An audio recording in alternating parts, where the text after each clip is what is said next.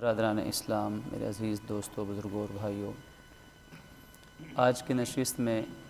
متعدد موضوعات پر اختصار سے چند گزارشات پیش کرنا مقصود ہے۔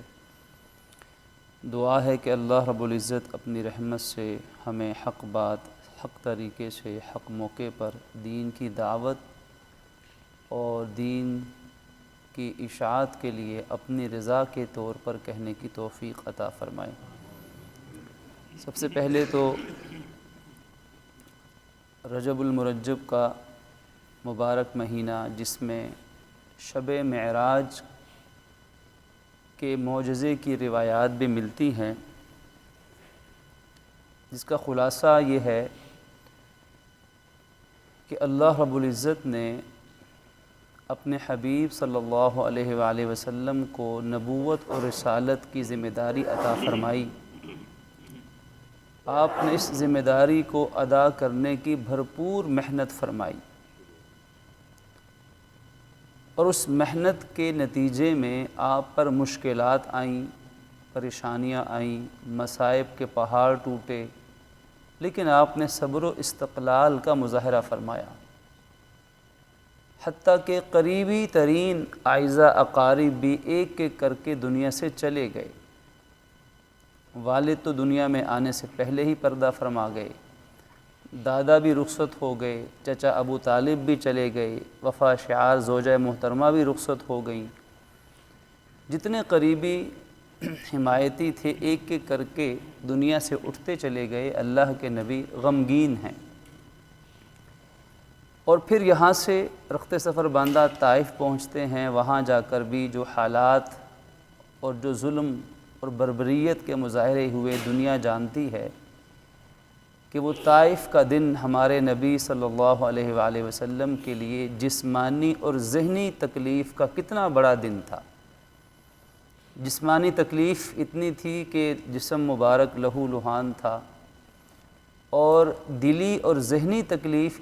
اس سے بھی زیادہ تھی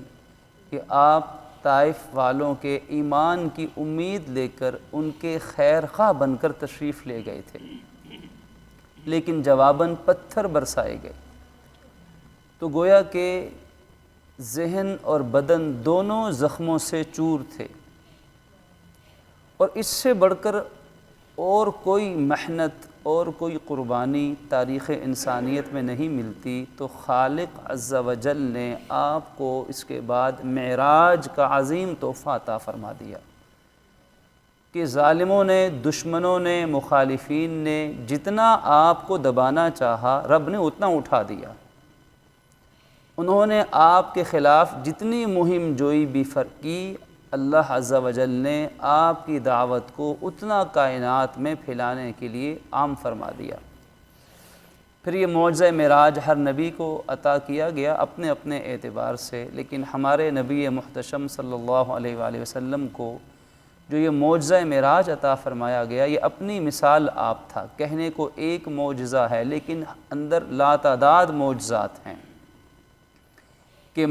مسجد حرام سے آپ کو لے جایا گیا بیت المقدس تک، انبیاء کی امامت کا شرف عطا فرمایا گیا، وہاں سے عروج شروع ہوا، اور وہ عروج پہلے دوسرے آسمان سے ہوتے 7ویں آسمان تک، اور پھر جنت کے نظارے بھی دکھائے گئے، جہنم کے ہولناک مناظر بھی مشاہدے میں لائے گئے، اور رب نے اپنی تجلی سے بھی فیض یاب فرمایا، خلوت باری بھی نصیب ہوئی، نمازوں کا تحفہ بھی نصیب ہوا۔ اور پھر اس کے ساتھ ساتھ دو طرح کے مناظر دکھائے گئے، نیک لوگوں کے حالات و واقعات بھی آپ کو دکھائے گئے، بتائے گئے، اور جو نافرمان تھے ان کے واقعات بھی، حالات و واقعات سے آپ کو آگاہ فرمایا گیا۔ آپ وہاں سے تشریف لائے، اور تشریف لا کر لوگوں کے سامنے اس معجزہ معراج کو بیان کیا۔ مخالف اور مشرک تو پہلے ہی ہاتھ دھو کے پیچھے پڑے تھے کہ کوئی موقع ہاتھ آ جائے کیچڑ اچھالنے کا، تنقید کرنے کا، اعتراض کرنے کا، تو یہ ان کے لیے بہترین موقع بنا، اور لوگوں میں ہنسی اڑانے لگے کہ دیکھو ہم تو پہلے ہی کہتے تھے ان کی باتوں میں مت آنا، ان کی باتوں پہ غور مت کرنا، اب تم نے دیکھا کہ یہ کیسی بات کر گئے یہ کہتے ہیں کہ میں راتوں رات اس ایک رات کی تھوڑی سی گھڑی کے اندر آسمانوں سے بھی ہو کے زمین پر آ گیا ہوں۔ بھلا یہ کیسے ممکن ہے؟ ہماری عقل تو اسے تسلیم نہیں کرتی، ہماری عقل تو اس بات کو نہیں تسلیم کر سکتی کہ ایک انسان جیتے جی اپنے وجود جسدی کے ساتھ، وجود عنصری کے ساتھ وہ اتنی تھوڑی دیر میں اور یہ ناممکن سفر کر کے آ جائے، تو ہماری عقل، ہمارا تجربہ اس کو نہیں مانتا۔ تو انہوں نے خوب بغلیں بجائیں، خوب اعتراضات کے پہاڑ اور اعتراضات کے تیر چلائے۔ سیدنا حضرت ابوبکر صدیق رضی اللہ تعالیٰ عنہ صدیق اکبر ٹھہرے کہ بغیر دلیل کے آپ نے اس معجزے کو تسلیم فرمایا، ایمان لائے کہ میرے نبی نے اگر ایسا فرمایا ہے تو حق فرمایا ہے، سچ فرمایا ہے۔ کیونکہ ابوبکر کی عقل تو غلطی کر سکتی ہے، نگاہ تو غلط دیکھ سکتی ہے، غلط دیکھ کر فیصلہ غلط کر سکتی ہے، لیکن جو بات میرے نبی کی زبان سے نکل جائے وہ کبھی غلط نہیں ہو سکتی ہے، وہ سچی بات ہے۔ صدیق اکبر بنے، اس امت کے سچوں کے سب سے بڑے امتی سردار بنے۔ اور یہ معجزہ معراج کیا تھا؟ جیسا کہ عرض کیا کہ اس کے اندر بنیادی طور پر اللہ نے اپنے حبیب صلی اللہ علیہ وسلم کو معراج، بلندی عطا فرمائی، آپ کی تسلی کا سامان عطا فرمایا۔ دوسرے نمبر پر اس پر 5 نمازوں کا تحفہ عطا فرمایا گیا کہ پڑھیں گے 5 ثواب 50 کا ملے گا۔ خاص قرب خداوندی عطا فرمایا گیا، اور پھر عبرت اور نصیحت کے لیے مثالوں سے آپ کو کئی چیزیں، کئی مناظر دکھائے گئے۔ ایک منظر کیا دکھایا گیا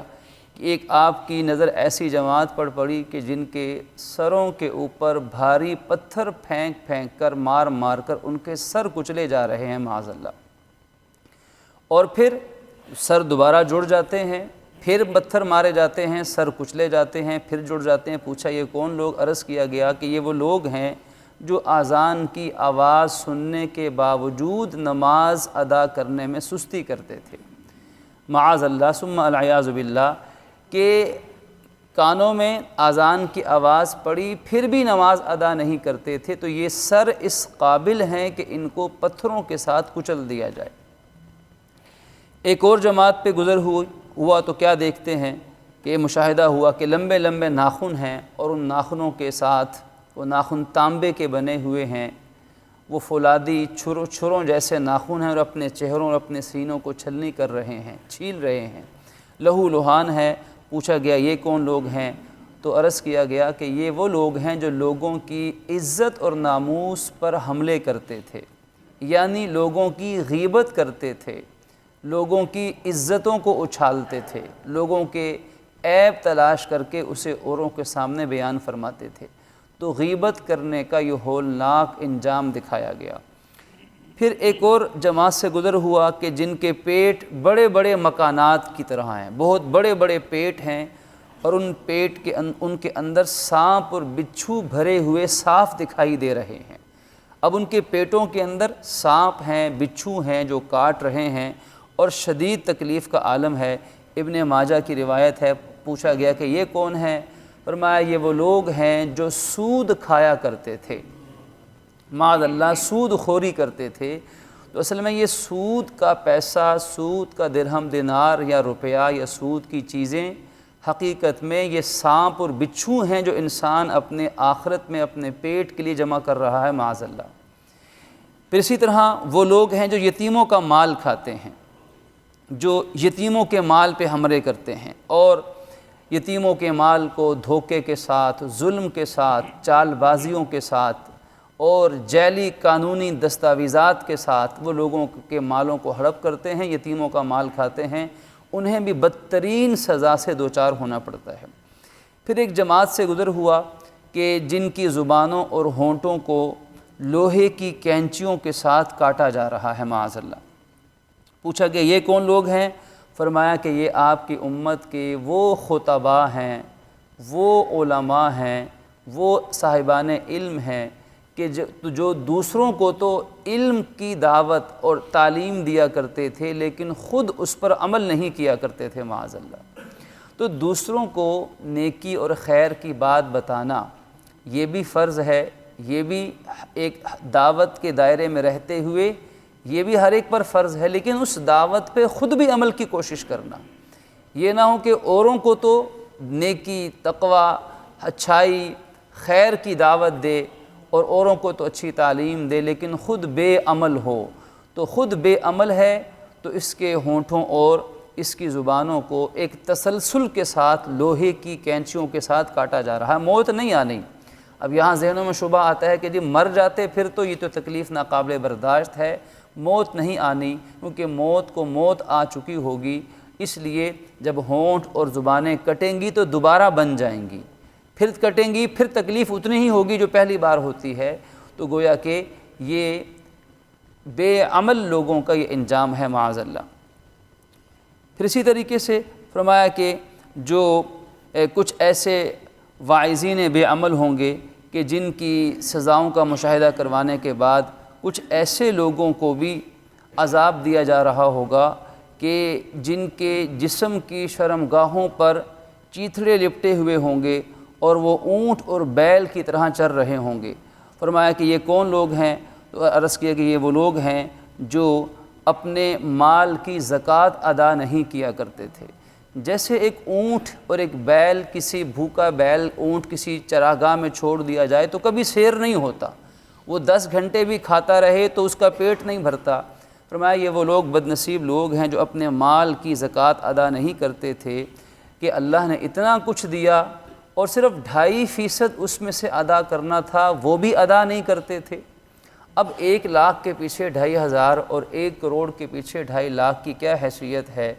اللہ نے اتنا کچھ دیا اور اس میں سے صرف 2.5% دینے کا حکم دیا کہ یہ غریبوں پہ، مستحقین پہ لگا دینا، تو وہ اس پر بھی سانپ بن کر بیٹھ جائیں۔ اس قدر لالچی اور اس قدر حرص و طمع، تو انجام کیا ہے کہ یہ شدید تکلیف میں جانوروں کی طرح وہ چراگاہیں، جہنم کی چراگاہیں کھا رہے ہوں گے معاذ اللہ۔ پھر اس کے بعد ایک اور جماعت کا مشاہدہ کروایا گیا کہ کچھ مرد و عورت ہیں جن کے سامنے ہانڈی میں پکا ہوا صاف اور صحیح گوشت بھی ہے، یعنی حلال اور پاکیزہ کھانا بھی ہے، اور دوسری طرف خراب اور سڑا ہوا اور بدبودار کھانا بھی ہے۔ تو پوچھا کہ یہ کون لوگ ہیں کہ جو حلال پاکیزہ کھانا چھوڑ کر سڑا ہوا، گلا سڑا اور بدبودار کھانا کھا رہے ہیں؟ فرمایا یہ وہ لوگ ہیں کہ جن کو اللہ نے حلال طریقے سے بھی نفسانی خواہشات پوری کرنے کا موقع دیا تھا، لیکن اس کے باوجود وہ حرام کی طرف راغب ہوا کرتے تھے کہ حلال کو چھوڑ کر وہ حرام پہ گرتے تھے، اور زنا، بدکاری اور برائیوں، ان گناہوں کو اپنے زندگی کا مقصد سمجھ کے ان کو کرتے تھے۔ تو معاذ اللہ ان زنا، بدکاری، بے حیائی، ان کی سزا یہ دی گئی کہ وہ گویا کہ گلا سڑا اور خراب بدبودار کھانا بھی کھا رہے ہیں، اور ساتھ ان کو شدید عذاب کی تکلیف سے دوچار بھی کیا جا رہا ہے۔ پھر اسی طرح ایک روایت کا مفہوم بنتا ہے کہ دیکھا کہ کچھ لوگ وہ ایک جلتے تندور کے اندر پھینکے گئے ہیں، مرد بھی ہیں اور خواتین بھی ہیں، اور شدید جہنم کی بھڑکتی ہوئی آگ ہے، اور یہ آگ ان کو جسموں کو جلا رہی ہے۔ یہ آگ جب تیز ہوتی ہے تو یہ اس تندور کے منہ کے قریب آ جاتے ہیں اور باہر نکلنے کی کوشش کرتے ہیں، لیکن پھر ان کو اس تندور کے اندر گرا دیا جاتا ہے، اور برہنہ بدن ہے اور اس جلتے تندور میں جلائے جا رہے ہیں۔ فرمایا کہ یہ کون ہیں؟ فرمایا کہ یہ وہ لوگ ہیں جو دنیا کے اندر ایسے لباس پہنتے تھے کہ لباس پہننے کے باوجود ننگے اور برہنہ دکھائی دیتے تھے، کہ لباس پہنا ہوا ہے لیکن پھر بھی برہنہ ہے، کہ لباس جسم پر ہے ہی نہیں، سطر نہیں چھپا ہوا، یا لباس اتنا ٹائٹ ہے، اتنا چست ہے کہ جس سے جسم کی بناوٹ، سطر کی بناوٹ ظاہر ہو رہی ہے، یا لباس اتنا باریک ہے کہ اس سے جسم نظر آ رہا ہے، جھلک رہا ہے۔ تو یہ جہنم کے انگاروں اور جہنم کے جلتے ہوئے تندوروں کے اندر پھینکا جا رہا ہے کہ جس بدن کو یہ لباس کے ساتھ نہیں ڈھانپتے تھے، بے حیائی کا ارتکاب کرتے تھے، اب اسی بدن کے ساتھ معاذ اللہ جہنم کی جلتی آگ لپٹی ہوئی ہے۔ پہلے بدن کو زندگی میں اگر لباس سے ڈھانپ لیتے، حیا کے پردوں سے ڈھانپ لیتے، تو آج ان کے بدن کو جہنم کی آگ نہ ڈھانپتی۔ تو یہ وہ مشاہدات جو بیان کیے گئے اس معجزہ معراج کے اندر، مقصد یہ ہے کہ انسانیت عبرت حاصل کرے کہ سود خوری کتنا بڑا گناہ ہے، حرام خوری کتنا بڑا گناہ ہے، کسی کے ناجائز مال کو ہتھیانا، ناجائز مال کمانا کتنا بڑا گناہ ہے، شراب نوشی، جوا، زنا، بدکاری کتنے بڑے بڑے گناہ ہیں، اور فرائض و واجبات کو چھوڑنا، نماز فرض ہے، رزق حلال کمانا فرض ہے، اور حقوق العباد کا ادا کرنا فرض ہے، ان فرائض میں کوتاہی، قرآن مجید یاد کیا، حفظ کرنے کے بعد پورا قرآن ہو یا چند آیات یا کچھ صورتیں ہوں، اور اپنی غفلت کی وجہ سے بھول جائے، قرآن یاد کر کے اپنی سستی کی وجہ سے کہ نہیں پڑھتا، نہیں یاد کرتا، اور نہ پڑھنے کی وجہ سے بھول جائے، تو فرمایا کہ اس حافظ کے لیے چاہے پورا ہو، چاہے آدھا ہو، چاہے تھوڑا ہو، اس کے لیے سزا یہ کہ روز قیامت اس کے سر کو بھی پتھروں کے ساتھ معاذ اللہ کچلا جائے گا، کہ قرآن یاد کر کے بھول جانا بدترین گناہوں میں سے ہے۔ اگر خدا نہ خواستہ ایک انسان اپنے بڑھاپے کی وجہ سے یا بیماری کی وجہ سے یا عمر گزری اور حافظہ کمزور ہو گیا، یا کوئی ایسی بیماری لاحق ہوئی کہ اس حافظہ کمزور ہونے کی وجہ سے بھول گیا، پڑھ رہا ہے لیکن یاد نہیں رہتا، یاد نہیں ہوتا، تو وہ تو عذر کے درجے میں ہے، وہ تو عذر ہے، اور عذر شریعت میں معاف ہے، ہر حالت میں معاف ہے۔ لیکن نہ پڑھنے کی وجہ سے، اپنی سستی اور غفلت کی وجہ سے قرآن کی ایک آیت بھی یاد کر کے بھول جانا سخت گناہ میں شمار ہوتا ہے۔ اسی لیے حضرات علماء، حضرات مشائخ، حضرات قراء کی یہ محنت ہوتی ہے کہ جتنا بھی قرآن بچے یاد کریں، خاص طور پہ مدارس دینیہ کے اندر، حفظ کے مکاتب کے اندر، استاد کا، بڑوں کا، ماں باپ کا یہ فریضہ ہے کہ بچوں کو دیانتداری کے ساتھ اس حفظ کے اس سعادت سے بہرہور ہونے کے لیے محنت کریں۔ اگر بیچ میں غفلت کرتے ہیں، چاہے اساتذہ ہیں، چاہے والدین ہیں، چاہے معاشرہ ہے، اور اس غفلت کی وجہ سے وہ بچہ صحیح حفظ نہیں کر پاتا، تو وہ روز قیامت جہاں وہ بالغ انسان حافظ جواب دہ ہوگا، وہاں اس کا ذریعہ بننے والے بھی اللہ پاک کی بارگاہ میں جواب دہ ہو جائیں گے۔ تو معجزہ معراج، جس کے اندر اللہ رب العزت نے اپنے حبیب صلی اللہ علیہ وسلم کو بہت سارے حالات، واقعات، مشاہدات اس لیے ذکر فرمائے، دکھائے تاکہ امت تک پہنچیں اور ہمارے لیے عبرت کا سامان بنے، اور ہم دنیا کو اس کی حیثیت میں رکھ کر فکر آخرت کی محنت میں لگ جائیں۔ پھر اس کے بعد رجب کے مبارک مہینے کے بعد شعبان المعظم کا مبارک مہینہ شروع ہوتا ہے۔ یہ شعبان المعظم جو رجب اور رمضان کا درمیانی مہینہ ہوتا ہے، اس شعبان المعظم کے مہینے کی بڑی فضیلت احادیث میں آئی ہے، بہت ساری روایات ہیں۔ ان روایات کا خلاصہ یہ بنتا ہے کہ اس مہینے کو اللہ کے نبی صلی اللہ علیہ وسلم نے اپنا مہینہ قرار دیا ہے، یہ شعبان کا مہینہ میرا مہینہ ہے، اور اس شعبان کے مہینے میں رمضان المبارک کے بعد سب سے زیادہ روزے ہمارے نبی پاک شعبان کے مہینے میں رکھتے تھے۔ خاص طور پر 15 شعبان سے پہلے بہت زیادہ روزے رکھنے کی آپ کی عادت شریفہ تھی، اور ازواج مطہرات اور دیگر صحابہ سے مروی ہے کہ جب عرض کیا گیا کہ اللہ کے رسول، ہم نے آپ کو رمضان کے بعد سب سے زیادہ روزے اس شعبان کے مہینے میں رکھتے ہوئے دیکھا، اس کی کیا وجہ ہے؟ تو فرمایا کہ اس مہینے کی عظمت سے لوگ غافل ہیں، شعبان کے مہینے کی عظمت اور فضیلت لوگوں کو پتہ نہیں ہے،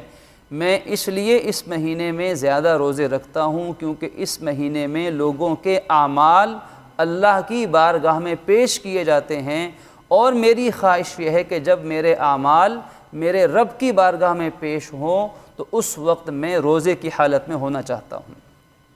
تو اس شعبان المعظم کے مہینے میں زیادہ سے زیادہ روزے رکھنے کی کوشش کرنا۔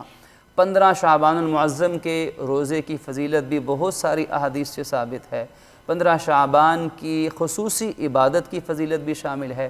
اور حقیقت میں یہ شعبان المعظم کا جو مبارک مہینہ ہے، یہ رمضان کے مہینے کا مقدمہ اور اس کی تمہید ہے۔ جیسے اس کی مثال یہ بیان کی گئی، جیسے ایک انسان بیج لگاتا ہے تو بیج لگانے کا مہینہ رجب تھا، پھر اس بیج کو پانی دینے کا مہینہ شعبان المعظم ہے، اور پھر اس بیج سے پودا نکلنے اور پھل حاصل کرنے کا مہینہ وہ رمضان المبارک ہے۔ تو گویا کہ یہ بیج کا مہینہ ہے جس کو ہمیں رمضان المبارک کی تیاری کا مہینہ بنانا چاہیے۔ تیاری کئی طرح کی ہوا کرتی ہے، یہ بات ہمیشہ اس موقع پہ عرض کی جاتی ہے۔ ذہنی تیاری، ایمانی تیاری، معاشرتی تیاری، بدنی تیاری اور ہر حوالے سے معاملاتی تیاری، کہ اپنے ذہن کو بھی تیار کیا جائے، عزم مصمم کیا جائے کہ انشاءاللہ جب اللہ ہمیں اپنی رحمت سے رمضان تک زندگی دے گا اور رمضان ہمیں نصیب ہوا تو انشاءاللہ ہم اس کے پورے روزے ادا کریں گے، انشاءاللہ اس کی پوری نمازیں پابندی سے ادا کریں گے، اس میں تلاوت کی بھرپور کوشش کریں گے، اس میں تراویح کی پوری باقاعدگی انشاءاللہ کریں گے، اس میں زکوٰۃ، صدقات، خیرات، فطرانہ ان مالی عبادات کی بھی پہلے سے بڑھ کے کوشش کریں گے، اور تمام برائیوں سے بچتے ہوئے اور تمام گناہوں سے اپنے آپ کو دور رکھتے ہوئے حکم ربی اور سنت نبوی کے مطابق اس کو گزارنے کی پوری نیت کرتے ہیں۔ یہ ایک ذہنی تیاری ہے۔ جب ذہن میں یہ ہوگا کہ یہ بڑا اللہ کا مبارک اور مقدس مہینہ رحمت کا صاحباں بن کے آنے والا ہے اور ہمارے پاس دنیا اور آخرت کی کامیابی کا ایک نادر موقع ہمیں دوبارہ ملنے والا ہے، اور پھر دوبارہ سہ بارہ ملے کہ نہ ملے، اس لیے جب یہ سوچ ہوگی تو خود بخود ہم شعبان المعظم کے مہینے میں باقی تیاری بھی کر لیں گے۔ شعبان میں چند روزے رکھ لیے تو انشاءاللہ رمضان میں روزے رکھنے کی ایک پیشگی مشق ہو جائے گی، تھوڑا سا بھوک اور پیاس برداشت کرنے کی ذرا عادت ہو جائے گی، اخلاقی ہمت پیدا ہو جائے گی۔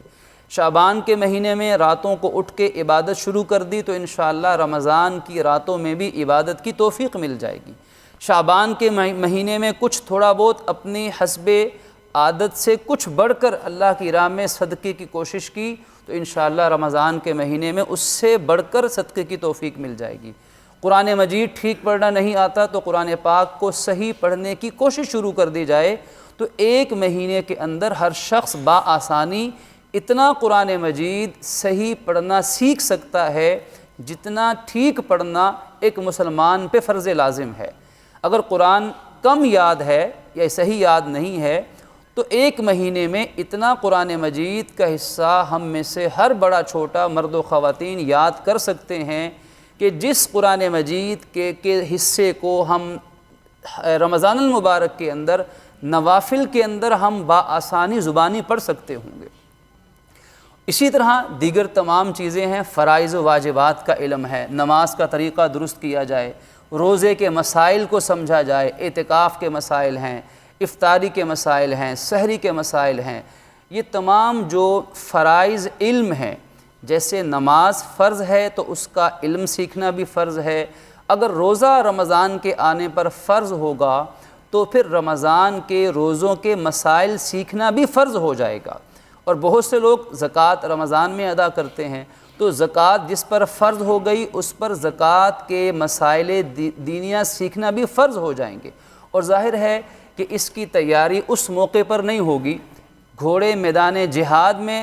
تگڑے نہیں ہوتے بلکہ جہاد کے میدان سے پہلے اس کی تیاری کی جاتی ہے، حج سے پہلے حج کی تیاری کی جاتی ہے۔ سیدنا حضرت عمر فاروق فرمایا کرتے تھے کہ تم حج کا سامان تیار رکھو کیونکہ یہ بھی ایک جہاد ہے۔ تو ظاہر ہے کہ جب حج کا موقع آ جائے گا تو اس وقت تو حج کی تیاری نہیں ہوگی، حج کی تیاری تو پہلے کرنی پڑے گی۔ ایسے ہی رمضان، روزوں، تراویح، صدقہ، اعمال صالحہ کی تیاری پہلے کرنی پڑے گی۔ کب کی جائے گی؟ یہ شعبان المعظم کا مہینہ اللہ نے ہمیں اس کی تیاری کے لیے عطا فرمایا۔ اور آپ دیکھیے انما الاعمال بالنیات وانما لکل امرئ ما نویٰ، نیتوں پر رب فیصلے کرتا ہے۔ اگر ایک انسان کی پختہ نیت تھی کہ میں رمضان کا مہینہ انشاءاللہ جیسا اللہ چاہتے ہیں نبی نے گزارا ہے ویسا گزارنے کی پوری نیت کرتا ہے اور شعبان میں ارادہ اور کوشش شروع کر دیتا ہے، تیاری شروع ہو جاتی ہے، لیکن بالفرض زندگی وفا نہیں کرتی، اس لیے کہ اس کا تو کوئی اعتبار نہیں ہے۔ آج کوئی فوت ہو جائے تو چند دنوں بعد قبر کی مٹی بھی سوکھ چکی ہوگی، کچھ عرصے بعد قریبی رشتہ دار اور دوست بھی اسے بھول چکے ہوں گے، تو موت کا تو کوئی وقت نہیں ہے، لیکن چونکہ اس کی نیت پختہ تھی اور یہ عملی تیاری میں لگ گیا تھا تو انشاءاللہ اگر دنیا سے جانے کا وقت آ بھی گیا رمضان سے پہلے تو اللہ اپنی رحمت سے رمضان کا پورا ثواب اس کو قبر میں ہی عطا فرما دے گا، کیونکہ وہ تو نیتوں کو دیکھ رہا ہے، نیتوں پہ فیصلے کر رہا ہے۔ لیکن اگر زندگی رہی تو رمضان انشاءاللہ جب مہمان کا پہلے سے استقبال کرنے کی تیاری کر لی جائے، انتظار میں آدمی لگ جائے، تو انشاءاللہ پھر توفیق تو اللہ پاک خود ہی عطا فرماتے ہیں۔ اور یہی توفیق ملنے کس کی علامت ہے، یہی توفیق ملنے کی دلیل ہے، یہی توفیق ملنے کے آثار ہیں کہ آدمی اس وقت فرض سے پہلے اس کی تیاری شروع کر دے۔ ایک تو شعبان المعظم کے مہینے کو ایسے گزارنے کی نیت کرنا، پھر اسی طرح اپنی اخلاقی تربیت کی کوشش کرنا، نیک لوگوں کے پاس بیٹھنا، نیک محافل کو اختیار کرنا، اور اپنے بڑوں کے لیے، امت کے لیے دعاؤں کا اہتمام کرنا۔ اللہ رب العزت اپنی خاص رحمت فرمائیں اور ہمیں شعبان المعظم کے مہینے کو اپنی رضا کے مطابق گزارنے کی توفیق عطا فرمائیں۔ وآخر دعوانا ان الحمد للہ رب العالمین۔